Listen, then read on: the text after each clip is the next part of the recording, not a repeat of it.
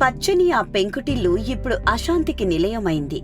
నిజం నిలకడగా తెలుస్తుందని ధరణి ఆశపడినా కాలం ఆమెను మరిన్ని కష్టాల్లోకి నెట్టడానికి సిద్ధంగా ఉంది.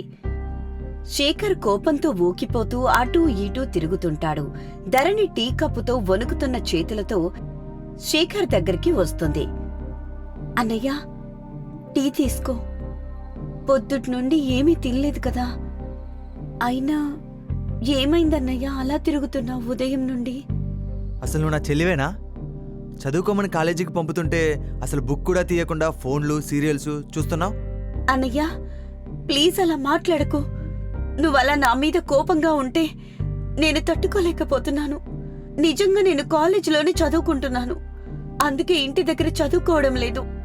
చాలే ధరణి, ఇక మీదట నా కళ్ళ ముందు కనబడకు. అసలేమైందన్నయ్యా? వదినని పెళ్లి చేసుకున్నప్పటి నుండి చూస్తున్నాను. నువ్వు చాలా మారిపోయావు. అప్పట్లో నువ్వు పని నుండి వచ్చేటప్పుడు నాకు జిలేబీలు తేవడం లేదు. ఇంట్లో నన్ను ఒక పురుగులా చూస్తున్నావు. నువ్వు ఎప్పుడైతే ఎగ్జామ్స్లో ఫెయిల్ అయ్యావో అప్పుడే నీ మీద నాకు అసహ్యం మొదలైంది. కానీ నువ్వు బాధపడితే ఎక్కడ అమ్మా నాన్నలు బాధపడతారో అని అమ్మ ముందు నాన్న ముందు అలా ప్రేమగా ఉంటున్నా. అన్నయ్యా, నువ్వేనా అమ్మ ఇంట్లో నుండి బయటికి వెళ్ళిపోమంటే నువ్వు అమ్మని ఎదిరించి మరీ నన్ను ఇంట్లోకి తీసుకుని వెళ్ళా? అది నీ మీద ప్రేమతో కాదు ధరణి. నువ్వు ఇంట్లో నుంచి బయటికి వెళ్ళిపోతే ఈ ఇంటి పరువు ఎక్కడ పోతుందో అని చెప్పి నిన్ను ఇంట్లోకి తీసుకొచ్చాను. అంటే నా మీద ప్రేమతో కాదా? ఏంటన్నయ్యా, నేను ఎగ్జామ్స్లో ఫెయిల్ అయ్యానని నువ్వు నాతో ఇలా ఉండడం లేదు. వేరే ఏదో మనసులో పెట్టుకొని నాతో ఇలా కటువుగా మాట్లాడుతున్నావు.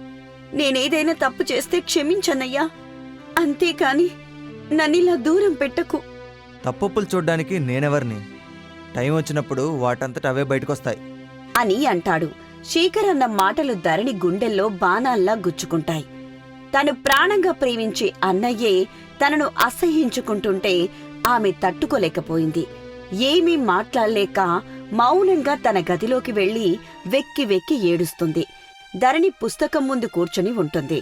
కాని ఆమె కళ్ళు పుస్తకం మీద లేవు. కన్నీళ్లు పేజీల మీద పడుతున్నాయి. రేపు ఎగ్జామ్ ఉంది, కాని మనసు మాత్రం శూన్యంగా ఉంది. నాన్న తన ప్రాణం కంటే ఇష్టమైన సైకిల్ను కూడా అమ్మి నన్ను చదివిస్తున్నారు. కాని నేనిలా అందరి దృష్టిలో అబద్ధాల కోరునైపోయాను. ఈ పరిస్థితిలో నేను ఎలా చదవగలను? నాన్న నమ్మకాన్ని ఎలా నిలబెట్టగలను అని తనలో తాను ఏడుస్తూ చదువు మీద ఏకాగ్రత కుదరక ధరణి పుస్తకాన్ని మూసేస్తుంది. అప్పుడే బయట గట్టిగట్టిగా కేకలు వినిపిస్తాయి. ధరణి పనిచేసే డేటా ఎంట్రీ ఆఫీస్ మేనేజర్ మరికొంతమందితో చంద్రయ్య ఇంటి ముందుకి వస్తాడు. చంద్రయ్య, బయటికి రా. నీ కూతురు చేసిన ఘనకార్యం చూడు. ఏమైందయ్యా? ఎవరు మీరు అంత గట్టిగా అరుస్తున్నారు? మీ అమ్మాయి ధరణి మా ఆఫీస్లోనే పనిచేస్తుంది.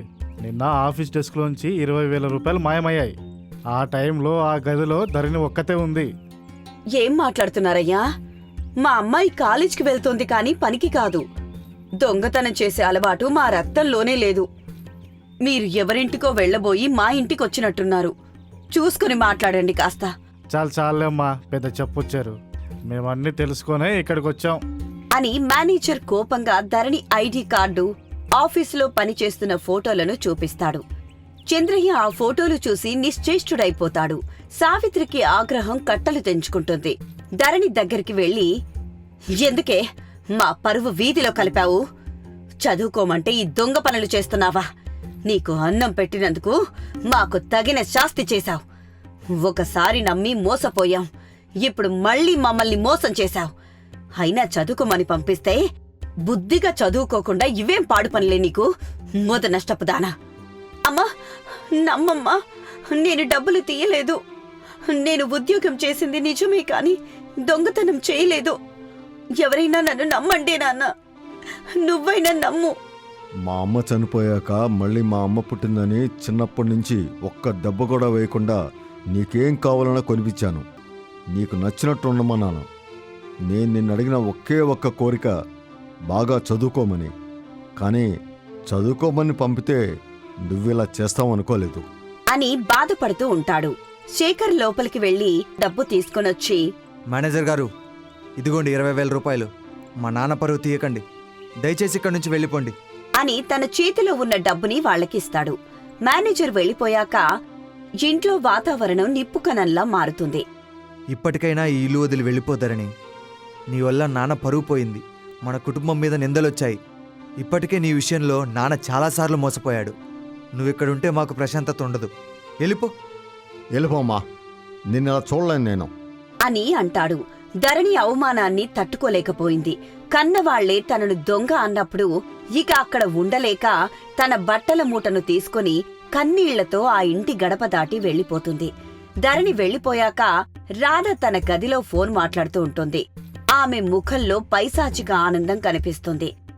హా, ప్లాన్ అదిరిపోయింది. ఆ డబ్బులు నేనే మాయం చేయించి మేనేజర్ చేత అబద్ధం చెప్పించాను. ఇప్పుడు ధరణి రోడ్డున పడింది. ఇక ఈ ఇంట్లో నాదే రాజ్యం.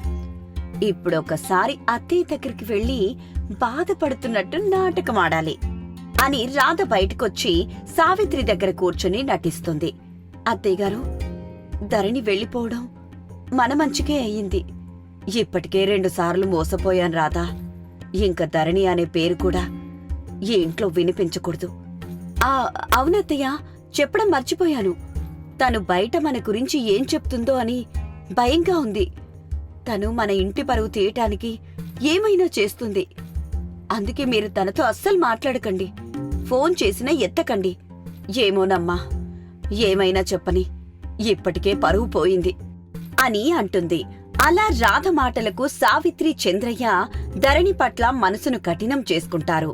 ధరణి అంటే ఆ ఇంట్లో ఒక చేదు జ్ఞాపకంలా మిగిలిపోయేలా రాధ చక్రం తిప్పుతుంది. ఇంకో పక్క, హమ్మయ్యా, చాలు, ఇన్ని రోజులకి ధరణి పీడ విరగడయ్యింది. చూద్దాం, ఈ ధరణి ఎక్కడుందో ఒకసారి ఫోన్ చేసి ముసలి కన్నీరు పెట్టుకుంటాను. అత్తయ్య మావయ్యల మీద లేనిపోని మాటలు చెప్పి ద్వేషం నింపాలి. ఈ ఇంట్లోకి మళ్లీ తిరిగి రావాలన్న ఆలోచనే ధరణికి రాదు అని అనుకుని ధరణికి ఫోన్ చేస్తుంది. హలో ధరణి, ఎక్కడున్నావ్? వదినా, ఎక్కడికి వెళ్లాలో తెలియని గమ్యంలో ఉన్నాను. అయ్యో ధరణి, అత్తయ్య మావయ్య వెళ్లిపోమని చెప్పినంత మాత్రాన వెళ్లిపోతావా? కన్న తల్లిదండ్రులే ఇంట్లో నుండి వెళ్లిపోమంటే ఏం చేయాలి వదినా? నా బాధ, నా కష్టం, నా త్యాగం ఎవ్వరికీ కనిపించడం లేదు.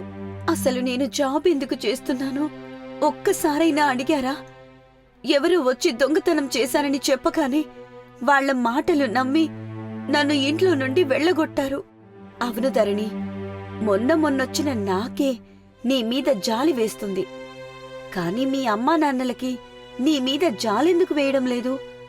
పైగా దొంగతనం చేశావు అంటే మీ అన్నయ్య పరువు కోసం ఇంట్లో ఉన్న డబ్బు తీసుకుని వెళ్లి వాళ్లకిచ్చాడు. అలా రాధ ధరణికి లేనిపోని మాటలన్నీ ఎక్కిస్తుంది. ఇంక ధరణి అలా నడుచుకుంటూ ఒక పాత వర్కింగ్ ఉమెన్స్ హాస్టల్ చూసి అక్కడ జాయిన్ అవుతుంది. అలా ధరణి ఒక చిన్న గదిలో నీరసంగా పడుకొని ఉంటుంది. కిటికీలో నుంచి వచ్చే వెలుతురు ఆమె దుఃఖాన్ని మరింత పెంచుతోంది. చేతిలో పైసా లేదు. రేపు ఎగ్జామ్ ఉంది.